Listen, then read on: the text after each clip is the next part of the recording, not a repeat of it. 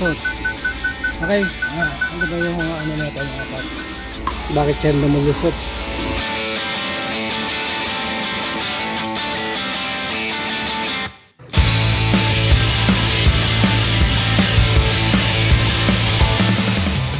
Mga paps, ganito po yan.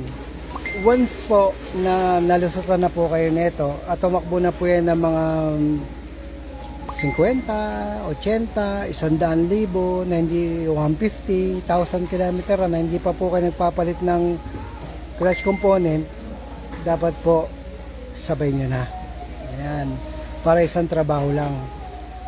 Para po hindi bumigay ang slave or secondary hydraulic release bearing nito sa transmission kasi nandun po yan sa loob ng bell housing.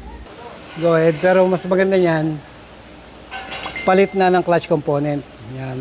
Bakit masisira? Yan. Bakit po masisira ulit kahit yung slave lang yung papalitan? Kasi po yung diaphragm po ng clutch component nyo ay umaalsa na masyado. Meron ba tayong pressure plate na pinagpalitan, ganyan. Yan. Kaya yung mga Ranger po, pag hindi po kayo nagpalit nito at nalusutan kayo ng clutch, babalik at babalik po ulit ang problema. Bibigay na naman ng secondary. Bakit po? Kasi ito po ay umalsa na.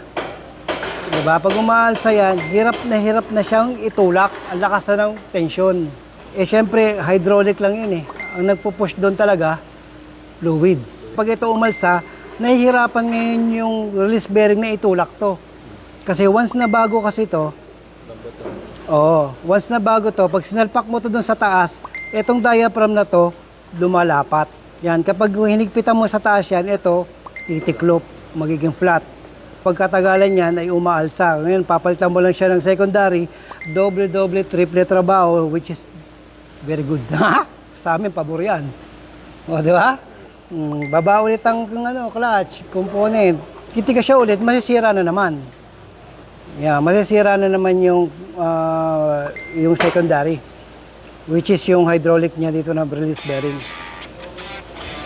O, diba? Pag ginanyan mo yan dyan at may malupit ang pagkakaalsa niyan, hirap na naman yung release bearing niyang itulak to. Tsug, singaw.